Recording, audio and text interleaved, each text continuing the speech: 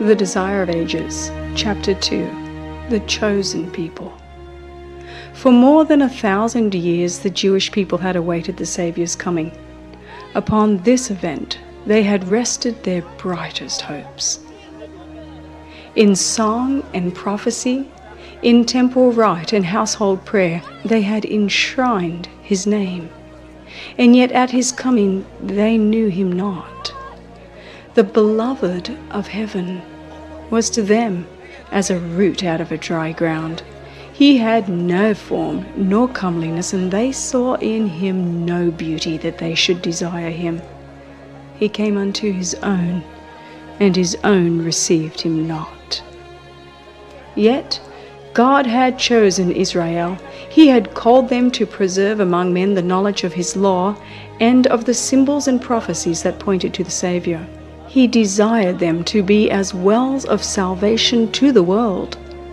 What Abraham was in the land of his sojourn, what Joseph was in Egypt, and Daniel in the courts of Babylon, the Hebrew people were to be among the nations.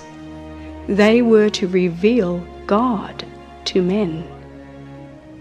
In the call of Abraham, the Lord had said, "I will bless thee, and thou shalt be a blessing, and in thee shall all families of the earth be blessed." The same teaching was repeated through the prophets. Even after Israel had been wasted by war and captivity, the promise was theirs. The remnant of Jacob shall be in the midst of many people, as a dew from the Lord, as the showers upon the grass that tarrieth not for man, nor waiteth for the sons of men. Concerning the temple at Jerusalem, the Lord declared through Isaiah, "Mine house shall be called an house of prayer for all peoples." But the Israelites fixed their hopes upon worldly greatness. From the time of their entrance to the land of Canaan, they departed from the commandments of God and followed the ways of the heathen. It was in vain that God sent them warning by his prophets. In vain they suffered the chastisement of heathen oppression.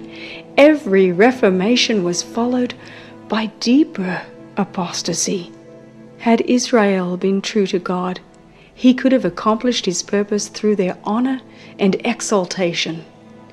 If they had walked in the ways of obedience, he would have made them high above all nations, which he hath made in praise and in name and in honor.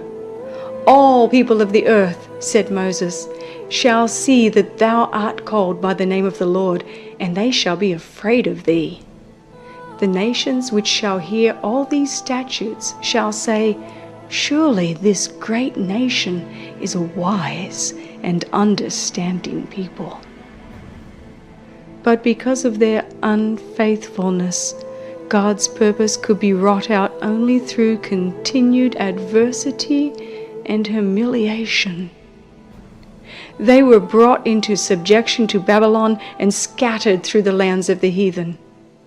In affliction, many renewed their faithfulness to his covenant, while they hung their harps upon the willows and mourned for the holy temple that was laid waste.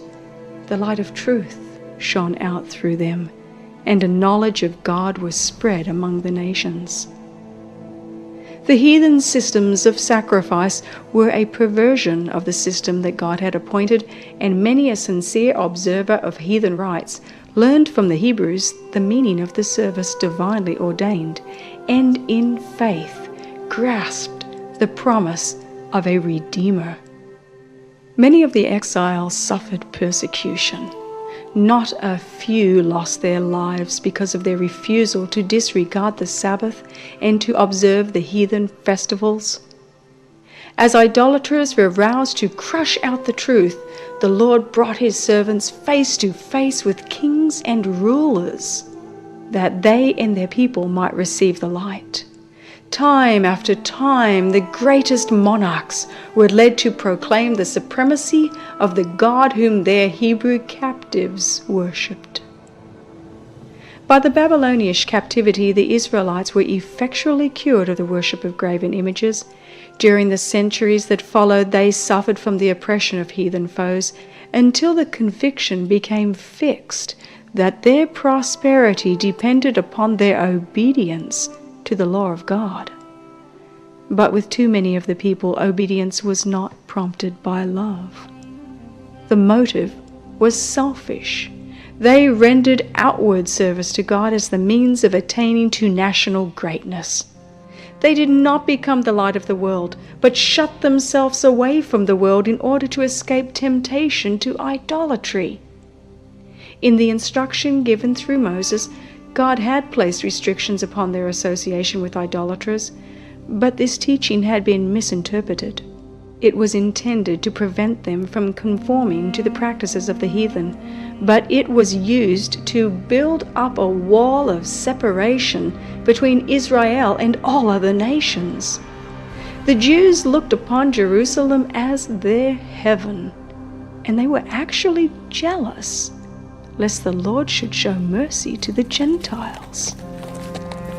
After the return from Babylon, much attention was given to religious instruction.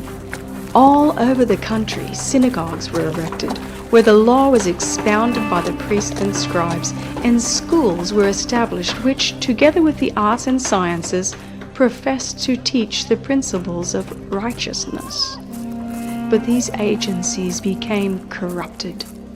During the captivity, many of the people had received heathen ideas and customs, and these were brought into their religious service. In many things they conformed to the practices of idolaters. As they departed from God, the Jews in a great degree lost sight of the teaching of the ritual service. That service had been instituted by Christ Himself. In every part it was a symbol of Him, and it had been full of vitality and spiritual beauty. But the Jews lost the spiritual life from their ceremonies and clung to the dead forms.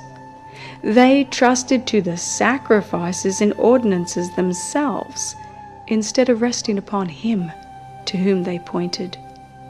In order to supply the place of that which they had lost, the priests and rabbis multiplied requirements of their own, and the more rigid they grew, the less of the love of God was manifested.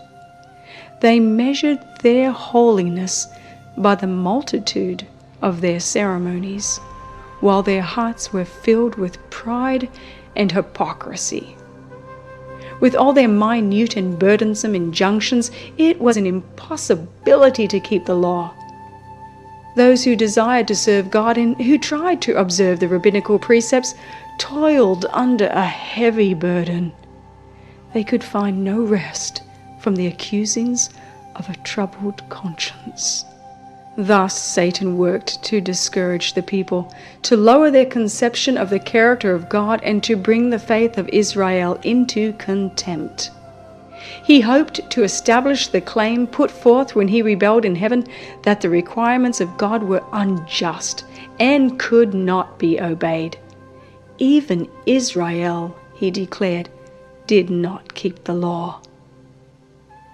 While the Jews desired the advent of the Messiah, they had no true conception of His mission. They did not seek redemption from sin, but deliverance from the Romans. They looked for the Messiah to come as a conqueror, to break the oppressor's power and exalt Israel to universal dominion. Thus the way was prepared for them to reject the Savior. At the time of the birth of Christ, the nation was chafing under the rule of her foreign masters and racked with internal strife. The Jews had been permitted to maintain the form of a separate government, but nothing could disguise the fact that they were under the Roman yoke or reconcile them to the restriction of their power.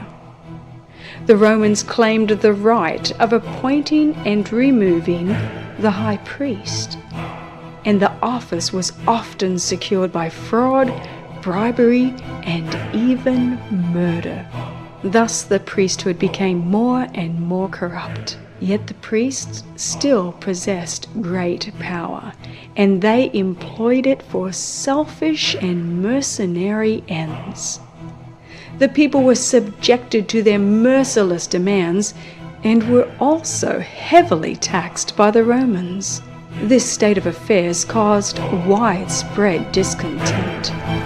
Popular outbreaks were frequent.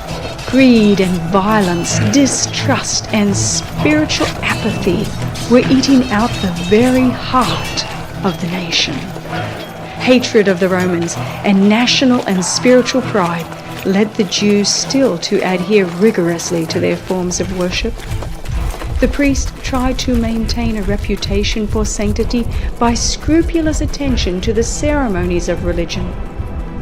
The people, in their darkness and oppression, and the rulers thirsting for power, longed for the coming of one who would vanquish their enemies and restore the kingdom to Israel. They had studied the prophecies, but without spiritual insight.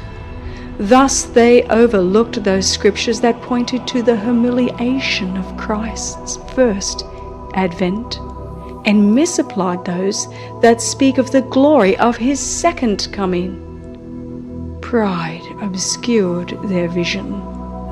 They interpreted prophecy in accordance with their selfish desires.